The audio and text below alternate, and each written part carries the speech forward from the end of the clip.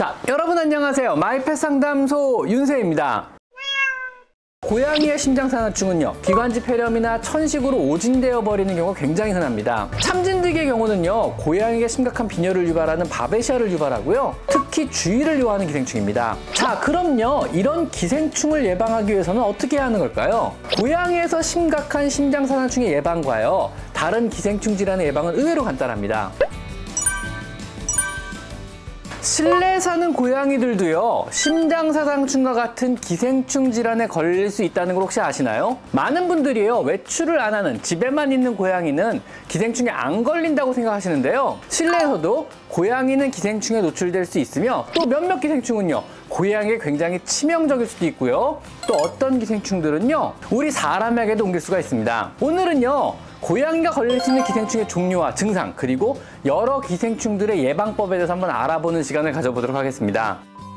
고양이가 걸릴 수 있는 기생충은요, 크게 심장산화충이나 회충, 조충과 같은 내부 기생충하고요, 진드기나 벼룩과 같은 외부 기생충으로 나뉘게 됩니다. 이 중에 내부 기생충에 해당되는 심장사상충이라 불리는 필라리아는요, 모기에서 옮기는 기생충으로 실내 고양이에게 생각보다 쉽게 전파가 이루어집니다. 즉, 모기가요, 심장산화충에 걸린 강아지나 혹은 고양이의 피를 빨고요, 다시 또 그 모기가 건강한 고양이의 피를 흡혈하는 과정에서 전파가 이루어지게 됩니다. 모기에서 심장산화충의 자충이 고양이 체내에 들어오게 되면은요, 5에서 6개월에 걸쳐서 성장을 하게 되고, 만약 무사히 성장을 해서 6개월 뒤 심장산화충 성충으로 자라게 되면은요, 무려 27cm 정도의 길이로 자라 심장에 기생하며 고양이에게 여러 증상을 일으키다가 호흡곤란으로 고양이를 급스하게 만들어버립니다. 하지만 다행히도요, 고양이에서는요, 강아지와는 조금 달리 성충으로까지 자라지 못하고 중간에 대부분 죽어버리게 됩니다. 여기서요, 고양이 심장사상충의 위험성이 다소 과소평가되게 되는데요, 일단 다 자라지 못하고 사상충이 죽어버리더라도 이 과정에서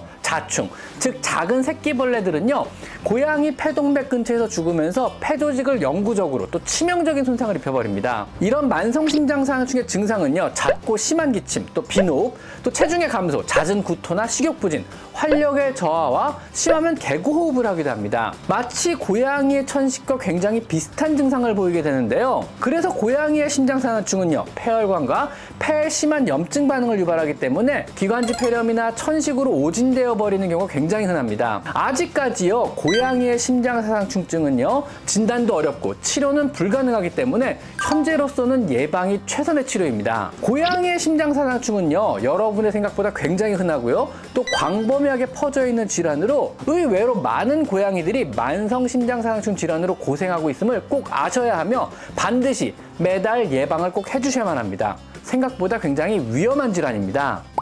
그리고 회충은요, 사람에게 옮길 수 있는 기생충으로 실내 고양이에서의 감염 경로는요, 주로 무분별하게 급여하는 생식을 통해서 혹은 화분의 흙이나 벌레를 잡아먹으면서 감염이 이루어지게 됩니다. 실외의 고양이의 경우는요, 무려 절반 이상이 감염된 비교적 광범위하게 퍼져 있는 내부 기생충성 질환입니다. 회충에 걸린 고양이는요, 만성적인 구토나 잦은 설사, 그리고 혈변이나 식욕부진 혹은 체중 감소와 배의 더부룩함 등을 보이게 됩니다. 만약 회충에 심하게 감염이 되면은요, 때로는요, 살아있는 회충을 토하거나 대변에 회충이 묻어나오기도 해서 우리 집사를 기겁하게 만들기도 합니다. 그리고 조충은요, 아주 작은 마디를 가진 1m 정도 길이의 기생충으로 주로 벼룩이나 다른 동물에 의해서 감염이 이루어집니다. 혹 고양이가요, 벼룩이 발견된다면요, 당연히 조충도 있다고 판단하셔야만 하는 겁니다. 조충에 걸린 고양이는요, 항문 주변을 심하게 간지러워해서 자주 항문을 그루밍을 하거나 바닥에 엉덩이를 비비는 똥꼬스키를 타기도 합니다. 심한 경우는요, 체중이 감소하며 설사가 계속적으로 지속되기도 합니다. 그리고 고양이의 몸 밖에 사는 외부 기생충을 살펴보면은요, 진드기나 귀진드기 혹은 벼룩과 같은 외부 기생충의 감염 경로는 외출양이가 풀숲에서 감염이 되거나 쥐와 같은 작은 설치류를 잡으면서 감염되는 경우, 그리고요, 실내에서는 곤충류를 잡아먹으면서 감염이 가능합니다. 참진드기의 경우는요, 고양이에게 심각한 빈혈을 유발하는 바베시아를 유발하고요, 사람에게는요, SFTS라는 중증 혈소판 감소증을 유발할 수 있어서 특히 주의를 요하는 기생충입니다. 주로 풀숲과 같은 곳에서 고양이에게 달라붙거나 다른 고양이를 통해서 혹은 집사의 옷에 달라붙어 있다가 고양이에게 옮기기도 합니다. 브러싱을 하거나 털을 가르며 주의 있게 보시다가요, 귀 안쪽이나 털 사이에서 단 한 마리의 진드기라도 발견한다면요, 상당히 많은 진드기가 있다고 판단하시고 동물병원에 꼭 데려가 봐야만 합니다. 혹시라도 진드기가 한 마리라도 보인다면요, 진드기 자체의 문제보다는요, 진드기가 유발하는 여러 심각한 질병들이 문제가 될 수 있으므로 식욕의 변화가 있는지, 잇몸이 창백해지진 않았는지, 평소보다 피로해하며 잠을 더 많이 자진 않는지 등을 잘 살펴보셔야만 합니다.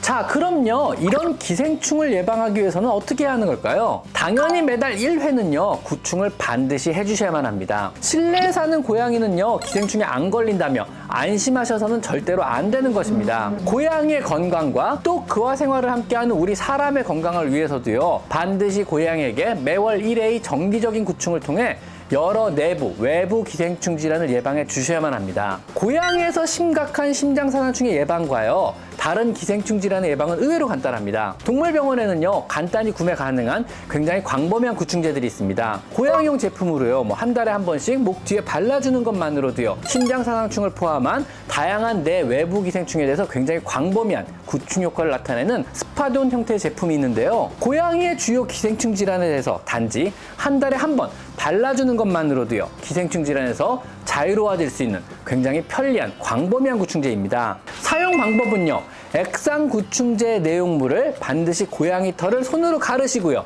털이 아닌 피부에 직접 바르는 것입니다. 이때 고양이가 핥기 힘든 목 뒤에 주로 바르게 되고요, 한 군데에만 바르지 마시고 두세 군데 나누어 발라주는 것이 좋습니다. 고양이의 건강을 위해서 또 그와 함께 생활하는 우리 사람의 위생과 건강을 위해서 한 달에 한 번은요, 꼭 구충제를 발라주세요. 고양이에서요, 심장사상충이나 다른 기생충성 질환들은요, 예방이 최선입니다. 한 달에 한 번 바르는 것을요, 혹시라도 잃어버리지 않도록요, 핸드폰에 일정 알림을 설정해 놓아도 좋고요, 혹은 동물병원에서 직접 매달마다 알려달라고 하셔도 좋습니다. 또 베링거 인게라임에서는요, 카카오톡 알림 서비스를 통해서요, 구충제 투일 알림 서비스를 제공해주고 있으니 이건 역시 찾아보시고 신청하시면 좋을 듯 합니다. 오늘은요, 실내에 사는 고양이들도 걸릴 수 있는 기생충의 종류와 예방법에 대해서, 그리고 구충제 사용 방법에 대해서만 알아봤습니다. 자, 오늘은 여기까지 마이펫 상담소 윤세입니다. 감사합니다.